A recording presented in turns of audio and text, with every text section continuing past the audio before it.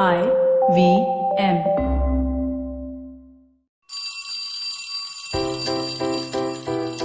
Hello one, hello all, welcome to the Diary of the Traveling Professor. And I'm Siddharth Deshmukh, your friendly neighborhood traveling professor himself. This diary entry of mine is, well, let's start with an example, shall we? Just imagine that you are outside your favorite coffee shop, whether it's a Starbucks or the local, Udupi place that you go to or anything else that comes to your mind. You're outside the shop and you're just walking, minding your own business. The smell of coffee hits you.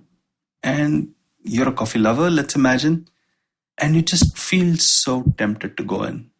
So what's being used right now?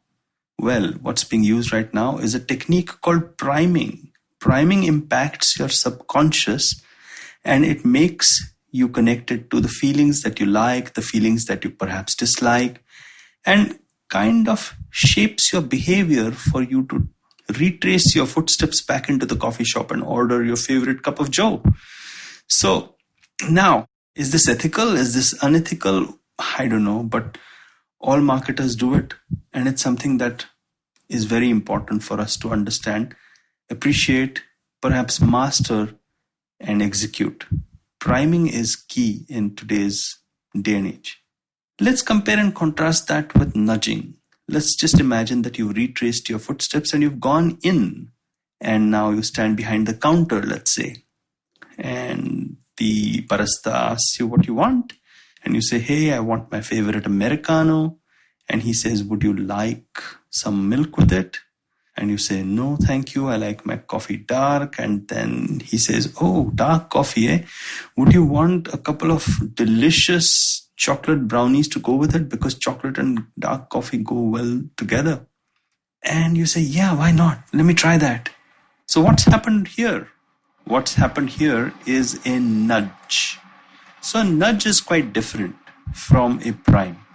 And a nudge is something that you're very conscious about. So he's asking you, you're already there, you made a choice to get coffee, and the fellow has nudged you into making a bigger purchase than just your normal cup of coffee. Here we go now. What is better, priming you or nudging you? The question itself becomes quite irrelevant, doesn't it? It actually means that we probably need to do both priming and nudging as marketers. Nudging's primary function is not to attack your subconscious, but make sure that you are nudged consciously into making a higher purchase or into making a renewed subscription or into doing something that you may have forgotten to do and stuff like that. Now, priming attacks your subconscious and nudging attacks your conscious mind. And the word attack is something that I'm using very judiciously. Because attacking is something that a marketer does. A marketer is actually attacking a pre-existing way of thinking, a pre-existing mental model, a pre-existing neural network, if you may, and kind of disrupting it, kind of changing it completely or kind of gently twisting it here and there. Both priming and nudging are very important, and priming and nudging not just go for normal marketing techniques that you see, maybe at the coffee shop or maybe at a mall pre-COVID times or anywhere else, maybe on a website, etc. The applications are plenty. But the best examples of priming and nudging come when the marketing is perhaps done for a social cause. And social cause marketing allows you to donate to charities in a nudged fashion or primed towards doing good things in a subconscious way, and both are extremely impressive with their results. I think priming and nudging are very less understood by marketers because they attach a lot of woo-woo to it, mystique to it, but actually it's a science. The science of just completely changing the way in which you think or just gently twisting the way you think.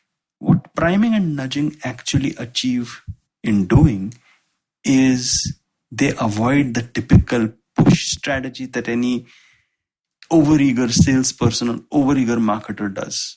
The discounting, the incessant pushing, or you still haven't done this sort of approach, which rarely works because the more you push, the more the customer kind of steps back. But priming and nudging are certainly ways in which the marketer can win back the customer. And plus, what you must also remember is that the more you prime, the less you may need to nudge. But do remember that priming impacts the subconscious. So don't go on asking about results. Oh, you spent so much money on priming. What are the results of that priming exercise? No, just look at pre and post priming. What were the results of the sales and did they make an impact? Nudging, on the other hand, attacks the conscious, which means that you can actually look at the choices somebody makes rationally and logically. Priming typically connects to a human brain's limbic system, or maybe even the primordial brain. And I know I'm grossly oversimplifying it, but nudging typically makes you think logically and rationally from the prefrontal cortex. So typically you are lighting up different neural networks in different parts of a customer's brain as a marketer. I hope you kind of got a gist of what priming and nudging is. Eventually it depends upon the kind of weapon you're trying to use for your attack, right? The whole idea is that you should use priming when judicious and nudging when judicious, but never too much of pushing. I hope you like this diary entry of mine. Many more to come from where this came from. If you like the funny side of me, well, there's me on the Instagram as the Traveling Professor. LinkedIn, certainly I make a few serious posts. Do take a look at season 1 of Tell Me About It, which is my YouTube channel. And well, if you like podcasts like these, you've always got ivmpodcast.com, or just download the app. Until next time then, from still sunny London. I hope you enjoyed that show. So another really fun week on the network. I don't know if you saw this, but Varun Thakur was on Advertising is Dead. That was a really, really fun episode. Besides that, we've had some great guests all over the place. We had Ram Madhvani on Cyrus Says. We had Saurav Mukherjee, a legend in the finance space. He was on Paisa Vaisa. He and Anupam co-written a book, so definitely do check out that episode and go buy their book too. I mean, like, that would be another great thing to do. Uncle Pleased had a really, really cool episode with hosts of our other show, Mr. and Mrs. Binge Watch, Anirudh and Janice. They were talking about celebrity culture and how that's progressed for the last few years. And yeah, it's just been a really, really great week. One episode I do want to shout out. A couple of weeks ago, Pulyabazi did an episode which was just amazing. They were talking about the letters between Mahatma Gandhi and Rabindranath Tagore. Do check those out. Those are really good. And with that, hope to see you again next week. Do you have a night routine? Well, everyone has one. And the to-do list usually looks like this. Brush your teeth, set that alarm, get into your pajamas, and switch off those screens. But here's one more to add to that list. Tune into the Positively Unlimited podcast for a dose of positive action and tips on how to build powerful mindsets.